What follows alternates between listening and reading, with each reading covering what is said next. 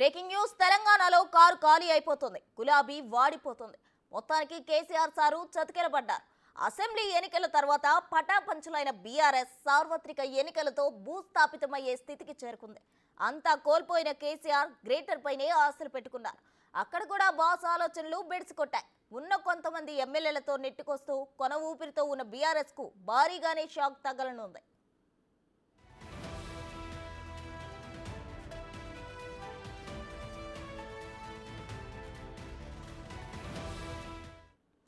ఉన్న ఎమ్మెల్యేలంతా కాంగ్రెస్ వైపే చూస్తుండటంతో కేసీఆర్ తలలు పట్టుకుంటున్నారు. వారిని చేజార్చుకోకూడదని ఐడియాలు వేస్తున్నారు కానీ అవి దెబ్బతీస్తున్నాయి. పార్టీకి పెద్దనగా ఉన్న పోచారం కాంగ్రెస్ కు జై కొట్టడంతో బీఆర్ఎస్ కు పెద్ద దెబ్బే తగిలినట్లయింది. భారీ అంచనాలు పెట్టుకున్న గ్రేటర్లో ఇప్పుడు కారు ఖాళీ అయ్యే పరిస్థితులు కనిపిస్తున్నాయి. గ్రేటర్ హైదరాబాద్ నుండి గులాబీ ఎమ్మెల్యేలంతా పార్టీ మారేందుకు సిద్ధమవుతున్నారు. ఇప్పటికే జీహెచ్ఎంసీ మేయర్ సైతం కాంగ్రెస్ లో చేరిపోయారు. ఎల్బీ నగర్, ముషీరాబాద్, ఉప్పల్, అంబర్పేట, కూకట్పల్లి, రాజేంద్ర నగర్ నుండి గెలిచిన ఎమ్మెల్యేలంతా హస్తంతో చేతులు కలిపేందుకు ముహూర్తం ఫిక్స్ చేసుకున్నారనే టాక్ నడుస్తోంది. నెమ్మదిగా గ్రేటర్ పై బీఆర్ఎస్ పట్టుకోల్పోతుంది.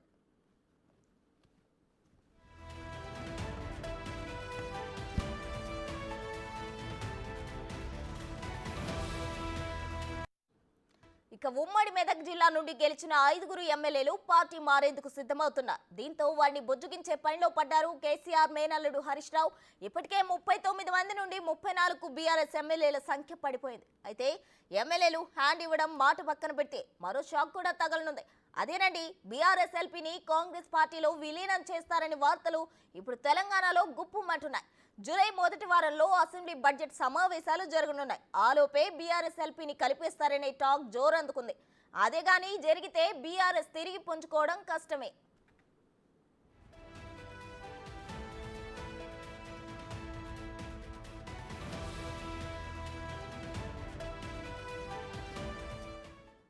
ఇదే అంశానికి సంబంధించి మరింత సమాచారం మా ప్రతినిధి సైదులు లైవ్ లో అందిస్తారు. సైదులు, చెప్పండి, బీఆర్ఎస్ కు గట్టి షాకే తగులుతుంది.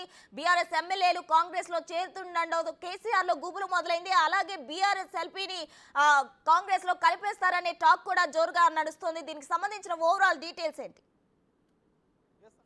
బీఆర్ఎస్ ఎల్పీని జూలై మొదటి వారం లోపే విలీనం చేసేందుకు ఇప్పటికే ప్రణాళికలంతా కూడా రచించారంటగా మనకు సమాచారం అందుతుంది. ఇప్పటికే బీఆర్ఎస్ చెందినటువంటి 39 మంది ఎమ్మెల్యేలు 34కి సంఖ్య పడిపోయింది. ఎందుకంటే చూసాం మనము గ్రేటర్ హైదరాబాద్ నుంచి ఖైరతాబాద్ ఎమ్మెల్యేగా గెలిచినటువంటి దానం నాగేందర్ కాంగ్రెస్ గుట్టుకొచ్చారు. కంటోన్మెంట్ సెట్టింగ్ స్థానం కూడా బీఆర్ఎస్ పార్టీ కోల్పోయింది. స్టేషన్ గన్పూర్ నుంచి కూడా కడియం సిహరి చాలా సీనియర్ నాయకుడు, తను కూడా కాంగ్రెస్ గుట్టుకొచ్చారు. అదేవిధంగా భద్రాచలం నుంచి గెలిచినటువంటి తెల్లం వెంకట్రావు కూడా బీఆర్ఎస్ పార్టీకి రాజీనామా చేశారు, కాంగ్రెస్ వైపు వచ్చారు. సో ఇక చూసుకుంటే రీసెంట్గా 3 రోజుల క్రితం చాలా సీనియర్ నాయకుడు పార్టీలో పోచారం శ్రీనివాసరెడ్డి, బాన్సువాడ ఎమ్మెల్యేగా ఉన్నటువంటి పోచారం శ్రీనివాసరెడ్డి కూడా సీఎం రేవంత్ రెడ్డి సమక్షంలో కాంగ్రెస్ గుట్టుకొచ్చారు. సో ఇక రానున్న రోజులలో మిగతా గ్రేటర్ హైదరాబాద్ చెందినటువంటి ఎమ్మెల్యేలందరూ కూడా వచ్చేందుకు సిద్ధమైనట్టుగా కూడా మనకైతే సమాచారం ఉంటుంది.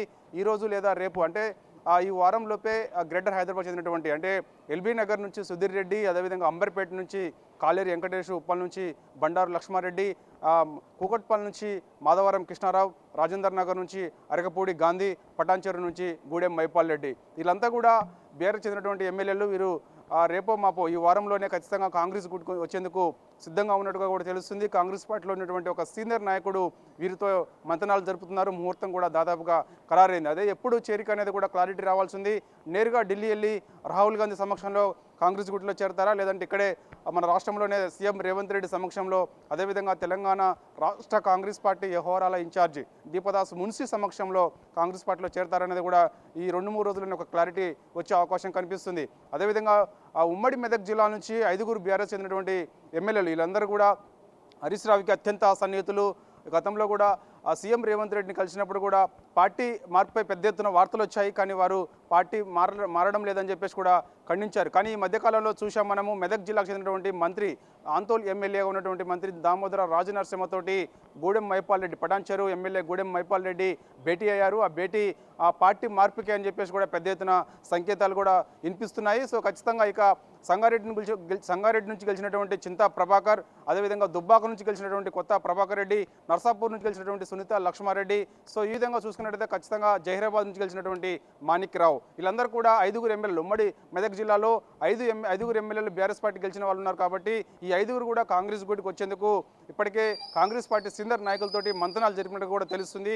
ఈ విషయం తెలిసినటువంటి హరీష్ రావు వాళ్ళని బుజ్జగించే ప్రయత్నం కూడా చేశారు, వారిని ఆపే ప్రయత్నం కూడా చేస్తున్నారు. కానీ చూడాలి మరి వారిని ఆపే ప్రయత్నం చేయడంలో హరీష్ రావు విఫలమవుతారా అనేది కూడా తెలియాల్సి ఉంది. సో ఏదైనప్పటికీ కూడా ఈ పార్టీ ఎమ్మెల్యేలు మార్పు సంబంధించి పెద్ద ఎత్తున 2-3 రోజుల నుంచి కూడా వార్తలు వస్తున్న నేపథ్యంలో నిన్న కేసీఆర్ హరీష్ రావుని, కేటీఆర్ని ఇద్దరిని కూడా పిలిపించి మాట్లాడినట్టుగా తెలుస్తుంది. వారిపై కొంత సీరియస్గా అయినట్టుగా కూడా మనకైతే సమాచారం ఉంటుంది. ఎందుకంటే ఎప్పటికప్పుడు పార్టీ సమీక్షలు నిర్వహించినటువంటి బీఆర్ఎస్ పార్టీ కేటీఆర్ కూడా వర్కింగ్ ప్రెసిడెంట్గా పూర్తిగా విఫలమయ్యారని చెప్పేసి కూడా పెద్ద ఎత్తున వార్తలు వస్తున్నాయి. ఎందుకంటే శాసనసభ ఎన్నికల ఓటమి తర్వాత వెంటనే 6 నెలల్లోపే పార్లమెంట్ ఎన్నికలు కూడా వచ్చాయి. కాబట్టి పార్లమెంట్ ఎన్నికల్లో ఎక్కడ కూడా బీఆర్ఎస్ పార్టీ ప్రభావం చూపలేకపోయింది. చాలా సీరియస్గా తీసుకున్నారు. కేసీఆర్ కూడా బస్ యాత్ర నిర్వహించారు. 6 నెలల్లోనే కాంగ్రెస్ పార్టీపై తీవ్ర వ్యతిరేకత వచ్చిందని చెప్పేసి కూడా ప్రచారం చేశారు. రైతు ఎజెండే ప్రధాన అంశంగా మలుచుకొని కేసీఆర్ కూడా బస్ యాత్ర నిర్వహించారు. కానీ ఎక్కడ కూడా బీఆర్ఎస్ పార్టీని ప్రజలు నమ్మే పరిస్థితి లేదు. చాలా చోట్ల 3rd ప్లేస్లో పడిపోయింది.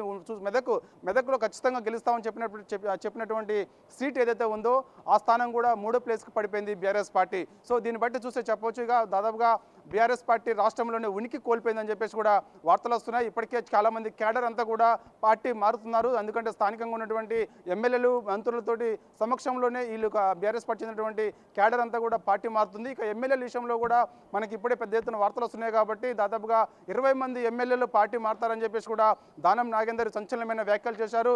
నిన్న కూడా గంగుల కమలాకర్, మా కరీంనగర్ జిల్లాకు చెందినటువంటి మాజీ మంత్రి, కరీంనగర్ ఎమ్మెల్యేగా ఉన్నటువంటి గంగుల కమలాకర్ కూడా పార్టీ మారుతారని చెప్పేసి కూడా పెద్ద ఎత్తున వార్తలు వస్తున్నాయి. కానీ దాన్ని అతను ఖండిస్తున్నారు. కానీ చూడాలి మరి అట్లా చాలామంది వార్తలు వచ్చినప్పటికీ ఖండించినప్పటికీ కూడా వెంటనే కాంగ్రెస్ గూటి కూడా వచ్చారు. కాబట్టి సో ఈ ప్రస్తుతం మరి ఆ గంగుల కమలాకర్ కూడా కరీంనగర్ నుంచి కాంగ్రెస్ గూటికి వస్తారని చెప్పేసి కూడా పెద్ద ఎత్తున అయితే చర్చ జరుగుతుంది. సో ఏదైనప్పటికీ కూడా ఇప్పటికే 39 మంది శాసనసభ్యులు ఉన్నటువంటి బీఆర్ఎస్ పార్టీకి 34 పడిపోయింది. ఇక మిగిలినటువంటి ఎమ్మెల్యేలు అందరూ వస్తే మాత్రం ఖచ్చితంగా జూలై మొదటి వారంలోనే బీఆర్ఎస్ ఎల్పీని కాంగ్రెస్ పార్టీలో విలీనం చేస్తారని చెప్పేసి కూడా పెద్ద ఎత్తున వార్తలు వస్తున్నాయి. ప్రస్తుతం సైదులు అయితే పార్టీలో ఖచ్చితంగా ఉంటారు. సీనియర్ నేతలు అనుకున్న వాళ్ళు కూడా పార్టీ మారడం జరిగింది. నమ్మిన వాళ్ళంతా వలసపోతున్నారు. మరి ప్రస్తుతం కేసీఆర్ పరిస్థితి ఎట్లా ఉంది? మిగిలిన వారిని కాపాడుకోవడంలో కేసీఆర్ పాచికలు పారుతాయా?